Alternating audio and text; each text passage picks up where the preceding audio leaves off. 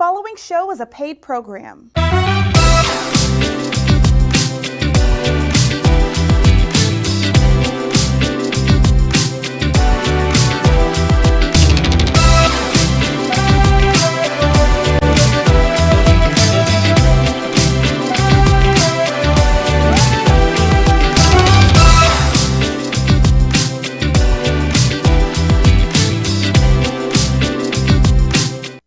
Hey family, how you doing? We are here today and we will be talking to another legend of R&B, Felton Pilate of Confunkshun. Hello, my friend.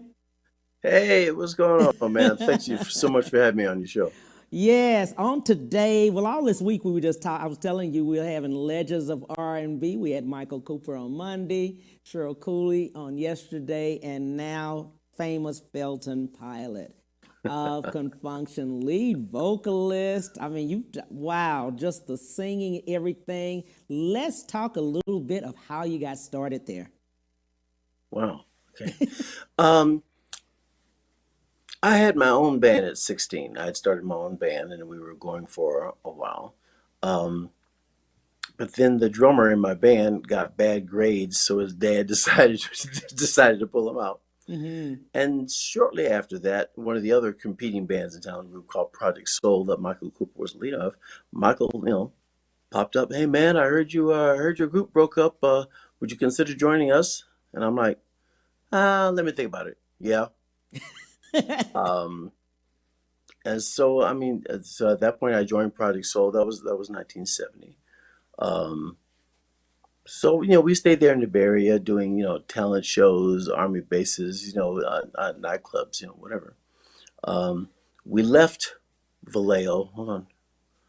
Around August 3rd, 1972.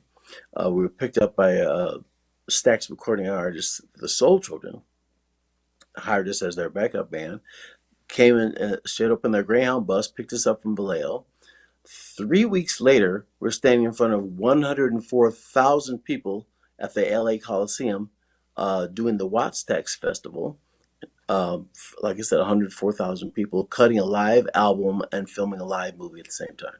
Wow, Um, that's something, right? Amazing, we stayed there in Memphis, working with the children for another 2 years. Then we quit, decided to go on our own. Short stories, we changed our name to Confunkshun.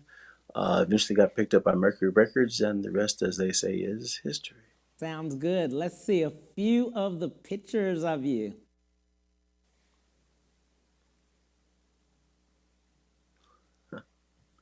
Let's see the pictures. There's some. They're There there. you go. There you go. Yes, Yes, the back album when I had there. hair, That's yeah, exactly. That's where you didn't. right? That's you. That is I. There you go. And that's us together. There you go. All right. Sounds good. In looking back and just reading over you after leaving Confunction, MC Hammer, how did you guys meet? Let's talk about that. Oh, okay. We were introduced by a gentleman that I was working with. He would hire me to do keyboard arrangements. Hmm. His name was Fred Pittman, and he had a production deal going on with Fantasy Records over in Oakland. So he hired me to do keyboard arrangements for him, and he had this new artist that he wanted to do some material for, and they were Hmm. called. It was Stanley Burrell and another guy. They call themselves the Holy Ghost Boys, right? And they were doing Christian flavored rap, right?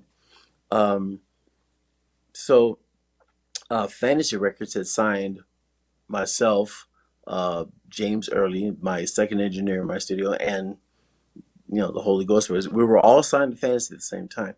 Fantasy had no idea how to market us, so they let us all go at the same time. Uh, so then, so then, I hooked up with Stanley outside of the contract. We recorded the album. I remember we had at least one conversation. Like, dude, I respect where you're coming from. I don't know if that name's gonna work for you. Right. Uh, but pop up one day, hey man, my new name is MC Hammer, and released the song "Ring 'Em," and again, that was the beginning of a beautiful friendship there. Yeah. There you go. But let's look at you in video. Let's see you in action, my friend. Get y'all to join me on that song. Something I wrote for Confunkshun.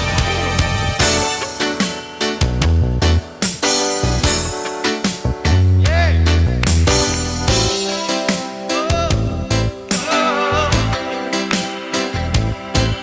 On the love train.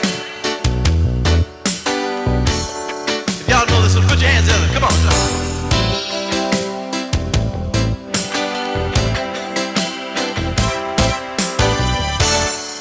Y'all ain't feeling me on this.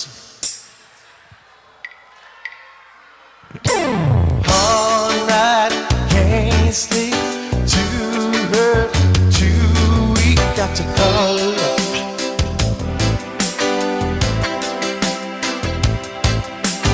Dial that number, no one answers to two.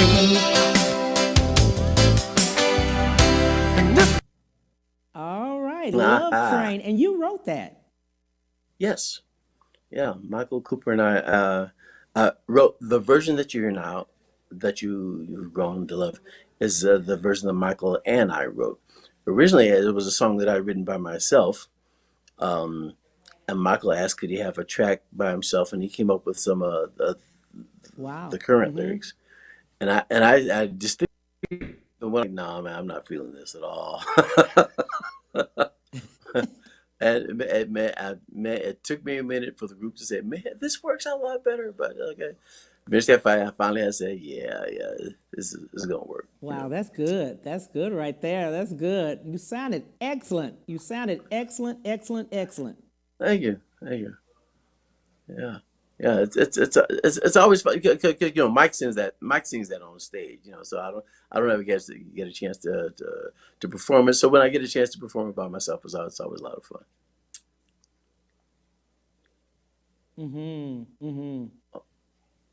Wow, that's good. That's good.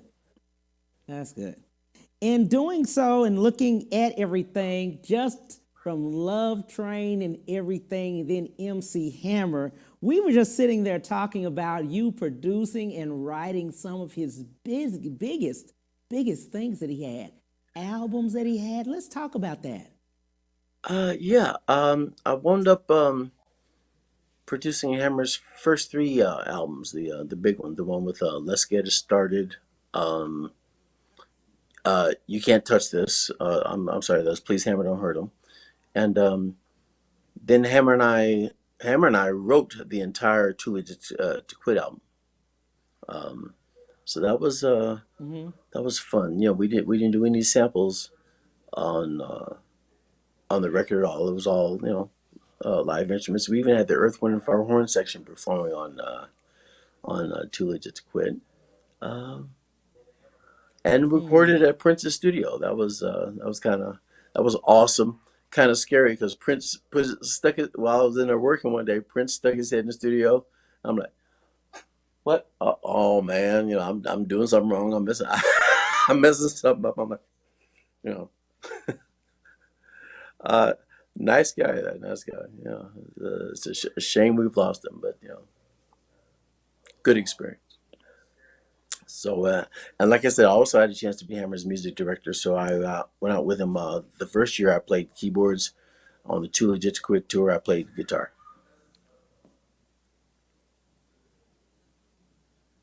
Had a chance to tour around the world.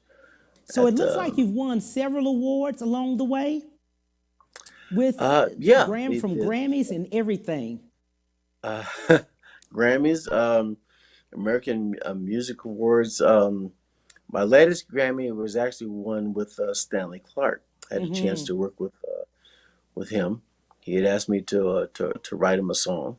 Oh, wait a minute, I gotta tell you, he had asked me to write him a song, and I had to get over, you know, past my, you know, I'm a huge fan thing. Oh yeah, sure, I'll write you a song. Right. So I remember being in my studio, and I'm in the middle of writing the bass part, right, and then I had to stop. I'm saying, Oh my God, I'm writing a bass part for Stanley Clark. Yes.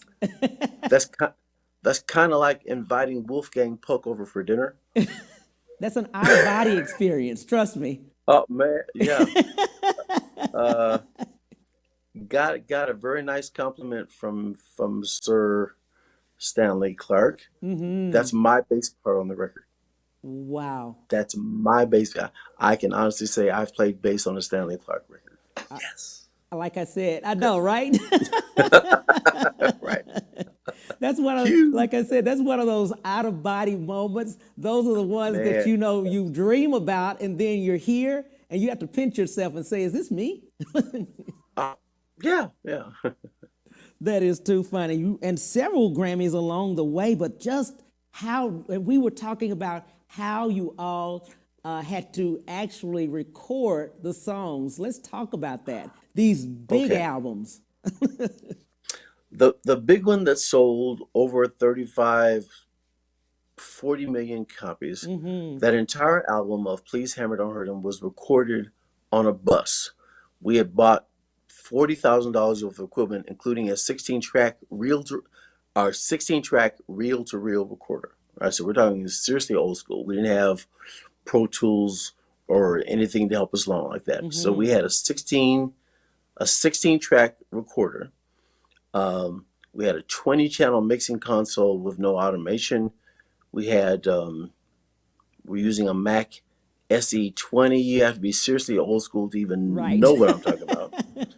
Um, and we had two compressors, two noise gates, and a keyboard and a microphone, and then and that was it. Um, that's right. I was telling you the process of how to get Right. the vocals done, Yes. right? So of course, we had to have the power on here. So we had this equipment installed in one bus.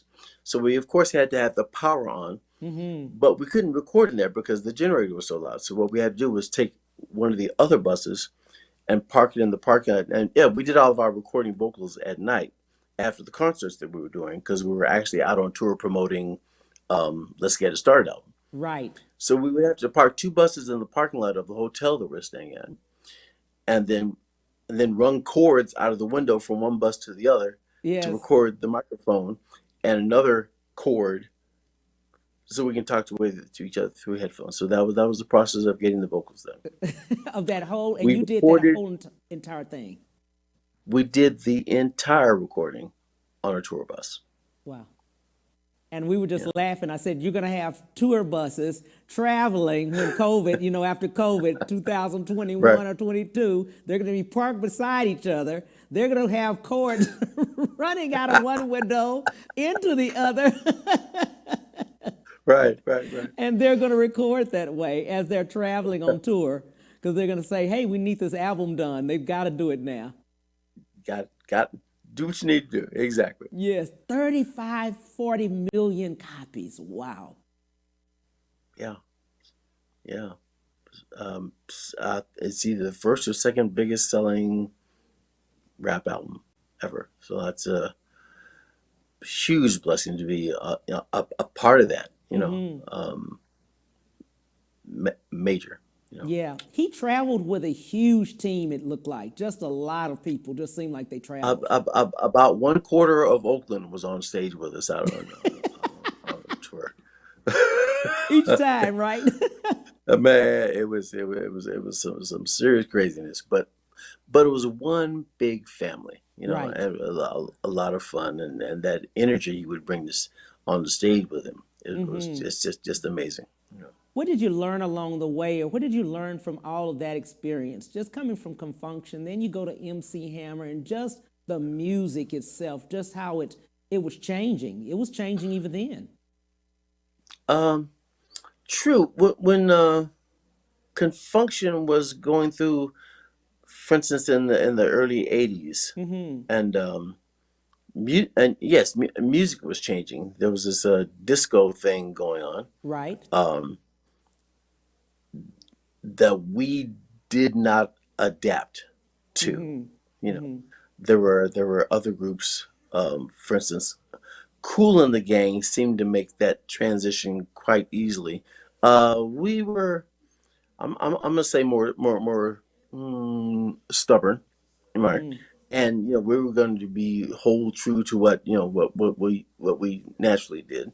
So that adjustment was not let's say easy for us. And so, for instance, the record company decided that tenth to bring in all outside producers and writers. Uh, but it didn't stay true to the Confunkshun sound, so that album was not one of our better selling Right. albums. The combination of working with Confunkshun and then moving on to Hammer led me to something. Since I was the music director and was personally responsible for everything sounding right on Right. stage, uh, I developed a saying, and everyone adapted it out on the road, which was to have a backup system for the backup system. Have a Backup system have a backup system for the backup for system. the backup system, and it worked well, man. I mean, we literally had over somewhere between 200 and 300. I'm gonna call them perfect performances, and I've kept that attitude ever since. Just trying to keep everything, and you have to nowadays. Right. When you got big artists, you go see a Janet Jackson or Garth Brooks. You're going to see a a perfect show. There's no oh my goodness, something went wrong. We got to take a break for it. No, that doesn't happen on that Right. kind of level. And so how to deal with that kind of situation. And then when we put Confunkshun back together in 1993, we've just kept that attitude and desire to and that desire to give our audiences the best. It's Well, about I it's the bottom line. Well, I tell you, people still love Confunction. They love you, the person. I put your face over your name, and people scream, "Yes, we know him, we know him." And so, of course, the fact then going to MC Hammer, just the quality of his performances were always. He gave the same exact, and probably definitely because of you, he gave the same concert that he would in California that he would in Houston. I mean, it's synergy. It was the same, which is really, Yes. really many times hard to do in a lot of ways. But it was just always the same. It looked great. Yeah. He was very very hard on everyone on stage. Um, and yeah, because he was entering a whole nother level of performance than what he was used to doing. I mean, Right, once it went platinum, it was like, oh, okay, we can't right. keep it down here. We You got gotta to move. take it to the You next know, level. You're right. right? Absolutely, absolutely. Then you went solo. Yeah, yeah, okay. Yeah, well, when I met Hairburn, it was because I went solo. Okay. Confunkshun, I had parted ways for a while in '86. So between '86 and '93, I was on my own, which is how I got into doing producing full time. Right. And the reason why I met him in the first place. But yeah, I had opened up a recording studio in Vallejo. Again, but oh wait a minute, that's where Hammer got the idea to use a 16 track because it's the same equipment that we used to record his first album on. Yeah, a 16 track reel to reel. And so the first job that I got after Confunkshun was my own production studio. And people would be able to bring in nothing but a set of lyrics at 9 and 10 o'clock in the morning and be able to leave that night with a finished product. We've added drums, keyboards, bass, guitar, background vocals, string, whatever that was needed. And so I spent 2 years, I'll say, perfecting that, and then wound up working with Club Nouveau. Um, George Duke took one of our songs, the song "Dream." Title track of George Duke album is a song I wrote. Um, man, this work in Vogue, Pebbles. Wow. Denny and Tommy, the producers from oh goodness, and Jay King from Club Nouveau.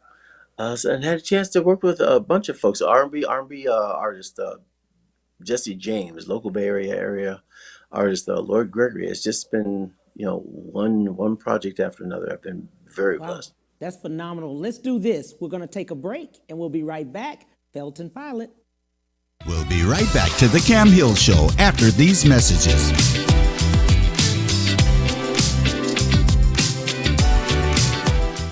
During the season's best sales event, Ron Carter Cadillac delivers 0% APR for 72 months plus $2,500 bonus cash on all 2020 XT4, XT5, and XT6. Or drive 2020 XT4 Luxury Collection only $299 a month. 2020 XT5 Premium Luxury Collection just $369 a month. And first ever 2020 XT6 Premium Luxury Collection just $399 a month. All for 39-month lease with just $1 down.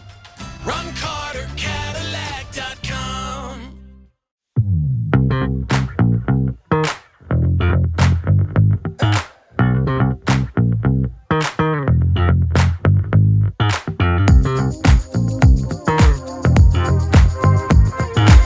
I'm attorney Willie Powles. Allow me to express myself with you. If you've been hurt or injured in a car or truck accident, give me a call and we'll get it fixed today.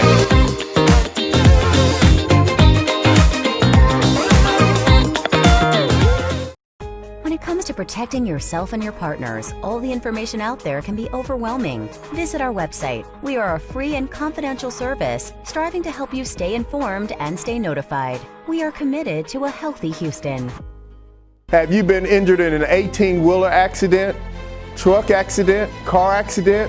Was someone texting and ran into the back of you, not paying attention? It doesn't matter what it is. Give me a call, attorney Willie Powles. We'll fix it today. The number is 281-881-2457. Again, that number is 281-881-2457. We'll fix it today. Call attorney Willie Powles. And now back to the Cam Hill Show.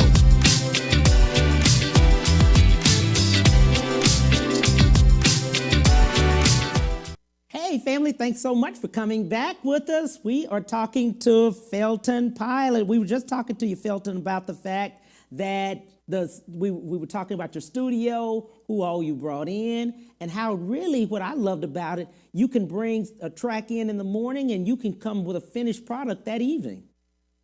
Yeah, it was a great, I'll say, challenge. I've always loved puzzles, since I was a kid, and it just felt like a challenge, a way to put the puzzle together, and it was just something I became good at, and then now I didn't have the technology that I have today. Oh man, the good news and bad news about modern technology. Mm-hmm. For instance, it allows me to become way more efficient at what I do. I can get what I remember back when we were recording in the studio, it would take us 4 to 6 hours to load in and just set up the drum sounds, get them put up, tune them perfectly, and it would take, let's say, up to 6 hours just to get ready to record. In 6 hours now, I'm almost finished with the song now. So yeah. That the good news that allows me to work faster. The bad news, and it's funny sometimes, is that I have access to so many sounds. Right. That it's easy to get lost in the technology, and just some advice for up and coming producers and Right. Do not get lost in the technology, right? don't let that hold you up from getting your song written. And I always use the example of Motown Records. They had one drum kit, right? And all the bass players were into that one. So it's not like you had a choice of 100 snare drums like I have now. you got one snare drum and you just made the song work. So that yeah, don't get lost in the technology. Absolutely, absolutely. And I'm so glad you brought up the producer part. Would you prefer being the producer or vocalist? What did you think would be different? What do you like, behind the scenes or in front of the scenes? What did you think? I've like I said, I've mentioned that. Well, that's two separate things for me, right? Yes. Mm-hmm. The producer thing, I love being behind the console and doing the creating and the Right. mixing. All that's fun. But the singing, I mean, other than the studio part, being on stage, that's still my drug. That's still Wow. my biggest source of fun is to get out and do concerts. You Mm-hmm. know, Mm-hmm. And I'm glad you so mentioned that because COVID is here, and many of the artists are just antsy. They're like, Cam, this virtual thing, yeah, it's okay, but we're singing to a camera. it is not the same. Right. They don't have the energy, or you don't have the closeness. You don't have the fans. You don't have the Feedback. touching, all of that. Right. And one of our songs on stage with Confunkshun, I go walk through the audience, Yes. shaking hands, and you can't. It's not the same. Because I know many of the audience members just grab the microphone and sing it, Ah, or right. grab you So and just start taking pictures, especially now. They would that grab the pictures. man, it happens all the time. But yeah, we had a chance to do a virtual concert in Las Vegas about 2 months ago. Uh huh. Climax was on the show. Lakeside was Right. on the show. Um, they opened the show, and by the time we came on stage, I mean, there was literally almost no one in the audience. There might have been 10, maybe 15 people in the audience, and half of them were Lakeside. Right. So we just we just stayed after just to watch our show. But Right.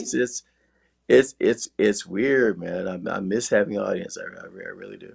And then I'm so glad we talked about that because so many times they talk about the drive up. They're going to do drive in concerts where you're so far apart, but people are in their cars and, just things like that. They're trying to find a way now that, with COVID of what they could do or what we could do. But many artists, I've heard it over and over again. They said, Cam, it's just different. It's not the same. Right? Yeah, it's not. But if my fans and audience are willing to do come to a drive-in to Hmm. watch me perform, hey man, I do what it takes to make my audience happy. So Yes, yes, I'm yes. fine with that. Absolutely, We'll make it work. absolutely. But now we've got the vaccine. It's come out, so we'll talk. We'll, Right. we'll leave that one alone. I looked at something that I really loved. We couldn't play it on today, but you and your daughter singing together, "Endless Love." How beautiful Right. was that? Wow. How did that come about? Okay. Well, they came to visit here in Atlanta, and she came. She brought her two children, and my other fun passion is to go sing karaoke. I love singing karaoke. Just go sing other people's stuff for a change. And whenever I would go to Memphis, she and I would always go to this karaoke club, and we'd sing. What was it? We set up the song Atlantic Star. We would sing Always and Endless Love. And so this was the first time us being together in a recording studio. I'm like, hey, we need to record this. So we got behind the microphone and just made it happen. It was a father-daughter kind of magic, and it was a lot of fun. It came out good. I was very It happy with it. came out excellent. So, family, when you have an opportunity, go look at that. That is absolutely beautiful. Just the two of you all with your synergy and just knowing the father and daughter just singing together and just, it was magic. It looked like magic. Let's say it like Thank that. you. Thank you. It It looked was like magic. a lot of fun. Well, being a parent, along the way, and we'll talk about that. You being a parent and you singing. What do you think your children thought? Well, your daughter can sing, so. Yeah. My son Kevin actually plays saxophone. Okay. I have another daughter, Shamisha, has a very, very nice voice. And my youngest son, Christopher, not only is a quite very good singer, but also, a dancer. I mean, he's got Wow. got that whole, thing going. Um, so most of my kids oh, wait a minute, hold on. Well, I have a total of 6 kids, Mm-hmm. and out of the six, 5 of them are musical. That You know, sounds so good. So so the so creative so, so voice. that has felt good, and I had a chance to work with my sons here in the studio. So Mm-hmm. it's like it's a closeness kind of thing that I love having. I love that. What would you tell local artists that are local and they want to become mainstream? Even though COVID has happened, after this is over, what would you tell them that they need to do Ooh, where they're local here and then mainstream. yeah, so they want to get out on the road. They want to really, get them an album or something. They want to be Okay. recognized. They say become a celebrity. That's what Oh, they told ooh, me. okay, all right. The first and foremost thing that I would say is that I've been saying for years. It's called the music business for a reason, Mm, because so much of it is about the business, and you would be surprised. And I have a theory that becoming successful in this particular business has come down to uh, maybe 4 or 5 things, and your talent as a singer is one of those 4 or 5 things, and probably the least important. mm-hmm, mm-hmm. You know, uh, good example. You could have a well-recorded album. You could have the most wonderful voice in the world since Luther Vandross, Yes. and if you don't have promotion, you have nothing. Right. Right. Right, Right. right. Mm-hmm. Um, Likewise, you could have a a beautiful. Again, I'm use the voice thing again. A beautiful voice, and if you have a weak song, Mm-hmm. you have nothing. Mm-hmm. Right? It's not going to go anywhere. So there's a bunch of elements that have to work together. You Right. know, um, pro- there's the song, there's the promotion, there's marketability, and then there's the talent of the artist. Right. Right. Right. I was been talking to several artists, and they were just saying, back long time ago, of course, you have record labels that are behind you. You have the money behind you to push your marketing. But now many people are independent. So then they have to do it. Yes, there's via Instagram Yes. and Facebook and all of the social media. There are certainly ways to get out here and go market yourself, Mm-hmm. um, which takes care of some of that promotion thing that I was talking about. So Mm-hmm. yeah, it's not so then at that point you have to have those other elements going. Having a bunch of good marketing and weak material, still not going to work. So it's a combination of things, and that entire combination has to be there in order for it to work right. Mm-hmm. Mm-hmm. Absolutely. I'm glad you talked about the music business because we always say it's about 10% music and the other part of it business. But many have not, just along the way, some have really lost on the business side because of representation. They were not represented well. Let's say it like that. Right, right. Um, at some point, assuming again, I keep going back to those elements. Um, that if you don't understand the business or don't have a firm grasp on it, yes, and you've got those other elements working, you're gonna miss out on a bunch of money. Mm-hmm. There's ways of monetizing what you're doing, and it certainly does not hurt you at all. To ask a professional. Don't be scared to ask for help. Get a good music attorney to help guide you where you need to be going. Mm-hmm. Mm-hmm. So we can't always use our uncle or our aunt or cousin JoJo or Right, right, right, right. Yeah. We can't always use them or something like that, and then all of a sudden the money is missing, and we're all upset and want to figure out what happened. And Oops.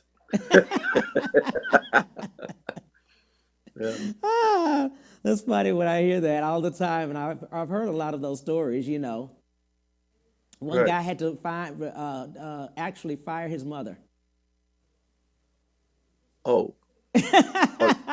She was a momager. Yeah, she was the manager and the mom, so he had to fire her. So that wasn't so good. Mom wanted to know Oops. why.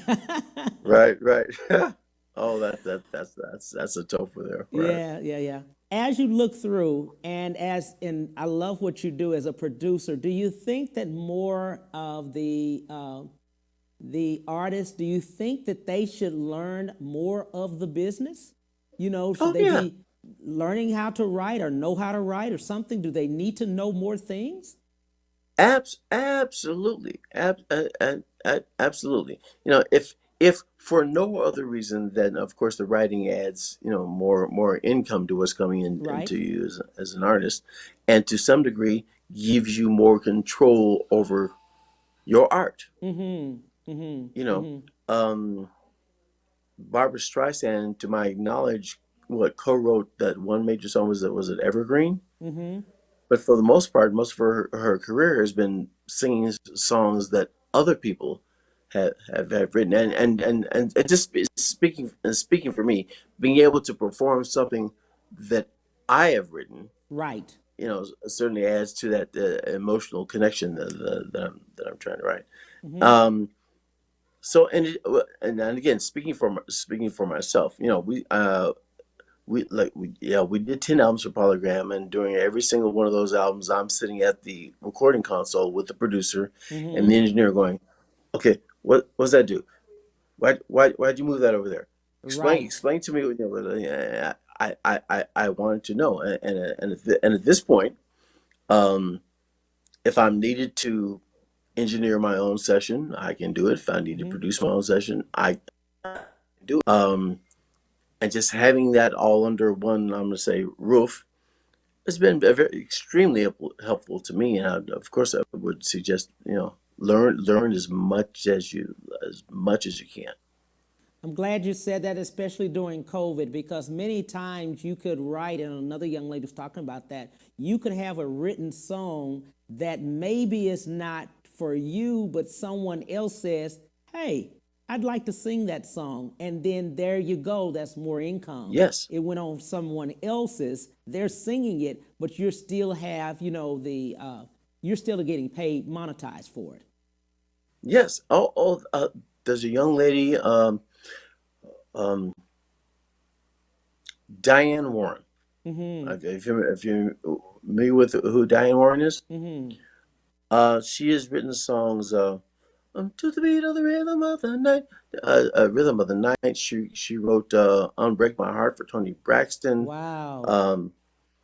Because You Love Me for Celine Dion. I mean, we're talking about highly prolific songwriter who is not a recording artist at all. All Wow. she does is to write songs for other people. Wow. And that's her only source of income, as far as I know, and she's done extremely well in that. Wow. That's all she needs to do. Yeah, right, yeah. But just to write, and like you said, to produce, and really to know, because sometimes, hey, if the producer doesn't show up, you know how to do it. Yes. And that reminds me. I had to have a talk with a client I had here the other day. I said, do you know who produced Thriller? And he said, yeah, Quincy Jones. I said, do you know who wrote? He's like, Quincy Jones, right? I said, no. Someone else wrote Thriller. His name was Rod Temperton. But I'm asking you that to point out that they are two separate functions. Right. Just because you wrote the song does not make you automatically the producer. And vice versa. Right. Producing the song does not require that you wrote it. They are indeed two separate functions. Now, of course, there's a bunch of people out here who do both. But for a lot of people who are out here, I'm gonna say, making beats or writing the track. No, no. In my humble opinion, no. That does not automatically make you a producer Right. or the producer. That's just in my world. Right. That's not the same thing. Absolutely. Let's do this. We're going to take a break and we'll be right back with Felton Pilate. We'll be right back to the Cam Hill Show after these messages.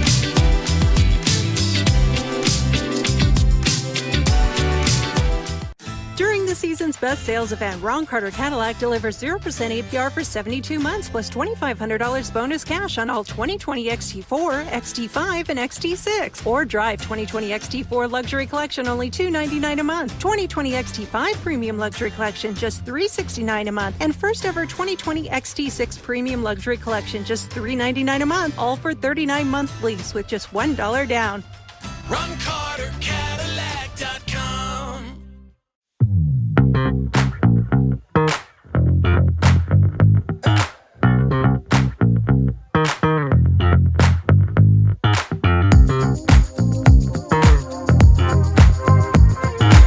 I'm attorney Willie Powles. Allow me to express myself with you. If you've been hurt or injured in a car or truck accident, give me a call and we'll get it fixed today.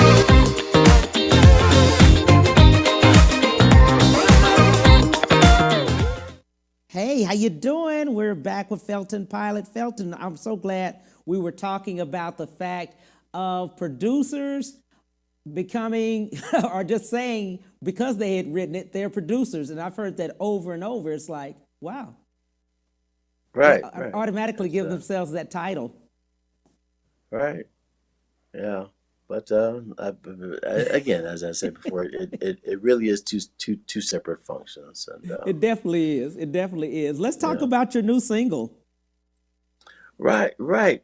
Um, it actually got re-released not that long ago. It's a song I wrote called "We're Still Here," and when it came out just before Christmas last year, it started picking up traction, then it went away. But then once COVID set in, somehow the message of resiliency set in from the title of the song, and so it's been it's been re-released. It's now number 4 in Canada. We've get higher in the charts in Italy, England, France, Germany, and Spain. So overseas is doing well. It's getting airplay in New York, Atlanta, a couple other places here in the United States. But like I said, it's really doing well overseas. Um, but despite COVID, Felstar Productions here in the studio has been very busy. We also had a chance to release a record, producer record, an artist named Edward R. Seeley. The song called "Is Brighter Than This," and it features me. That's also being played on the radio.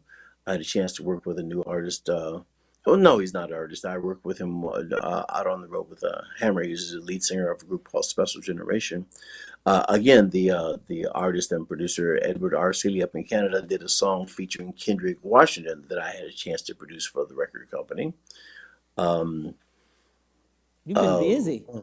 there's a guy named Dyson the singer, and we did a song which is a duet with him and the late Ollie Woodson called "Love at the Same Time." So I've actually those four releases that I produced are all out at the same time. So it's been very busy Yes, around here. very But busy. You've been very busy. Let's talk about yeah, international. Many people don't know this, but international, I'm telling you, is really, really huge for R&B and any, just music, period.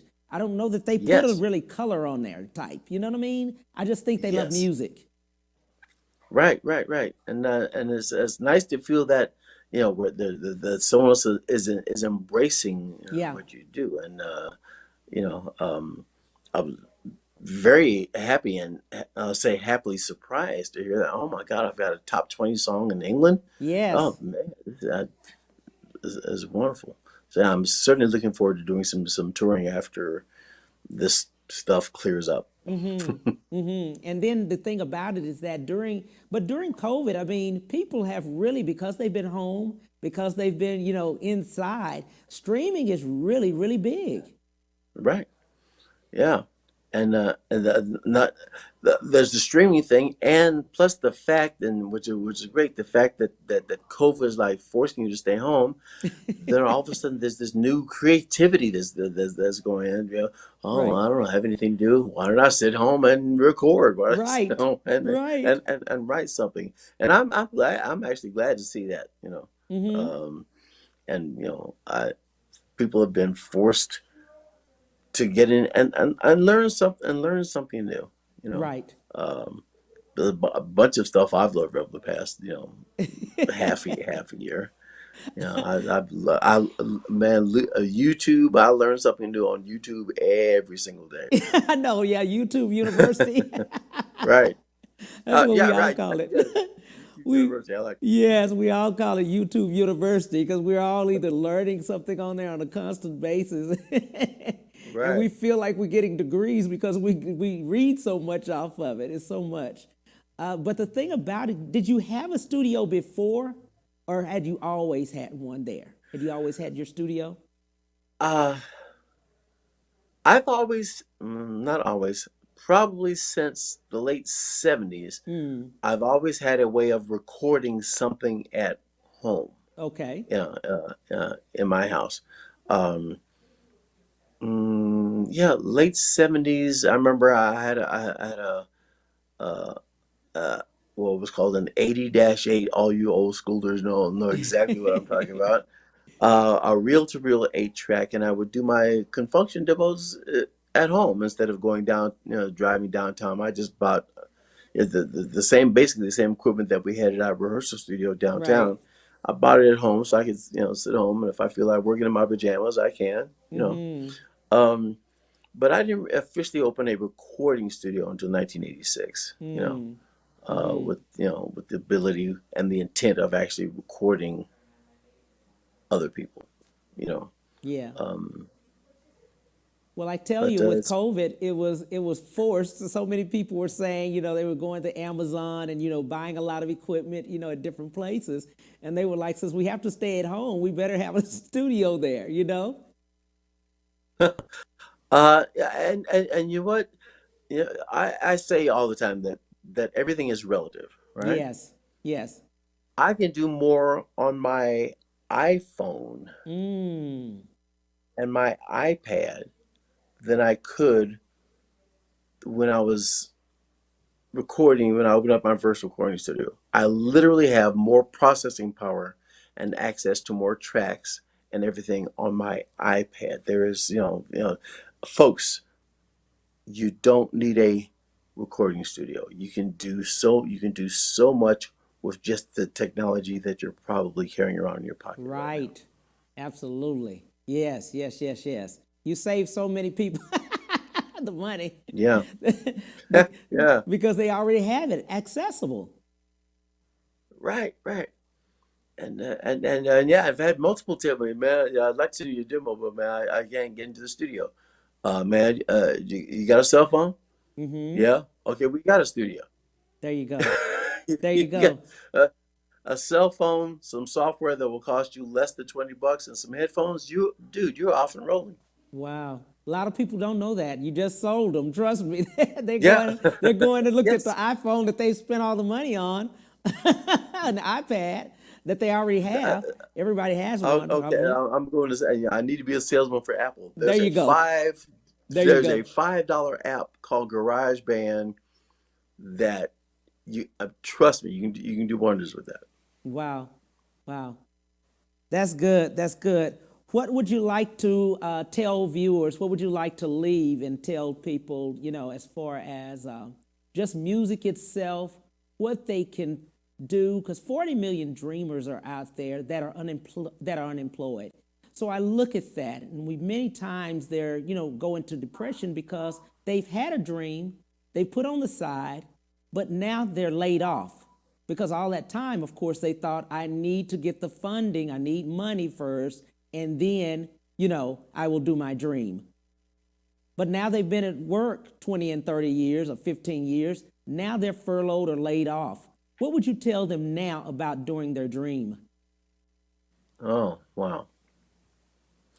I'm going to tie that into what we just talked about. Right. Dreams don't necessarily have to be expensive. Mm-hmm. Again, you can take your if your dream is to be a recording artist. Again, you can start you can start with technology that you already have. You know, in terms of recording what it is that you want to record.